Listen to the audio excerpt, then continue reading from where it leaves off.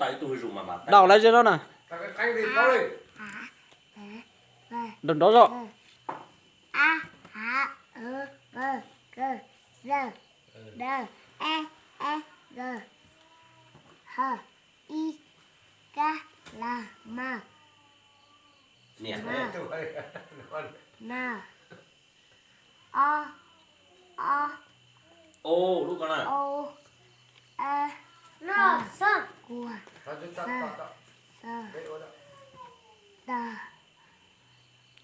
Cu V Giờ Y đảo đó đá lòng ha đảo con đá lòng một Đừng đá đọc con đá gì Đổ số chân to mà ta lại ô tỉnh lên. Giờ tôi chơi đâu đây.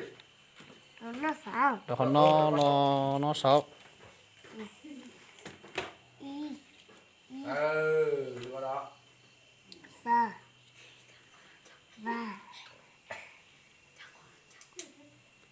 U chi yo u thấp thế u U chi yo to đó đó có tao có hấp tê to số to đó con lọc số to sợ to rồi chỉ bao quá do rộng chạy đây đúng không Tờ Và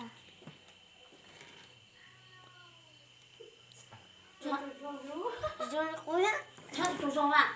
do rộng Đá này thì giờ chơi to có không ấy. Mà chi yo Cua có con tao ba Đây tụi con. một bà của đấy Mà po hắn. hai con nó Po rộng hắn cha lên chúng ta cũng đi tìm mà. À chị. có gì lúc à Nó lúc cái đầu ngon Đá đầu to tỏ có tỏ nó chết lọ tao có tao o là chết lọ lọ Nó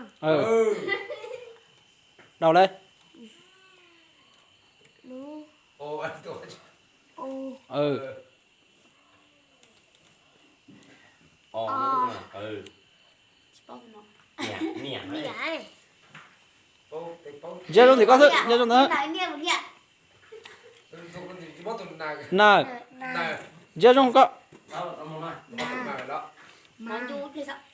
có bà của đấy con tay cái nào chú chụp Cho po cái po thế rồi là ca đấy à. lời nữa Là Qua chị.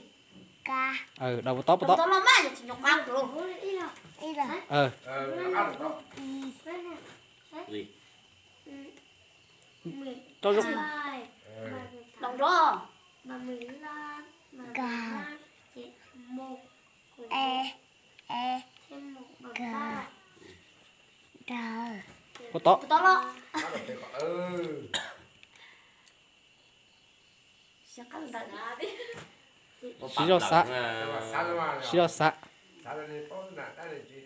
Đồng người đá giờ Sa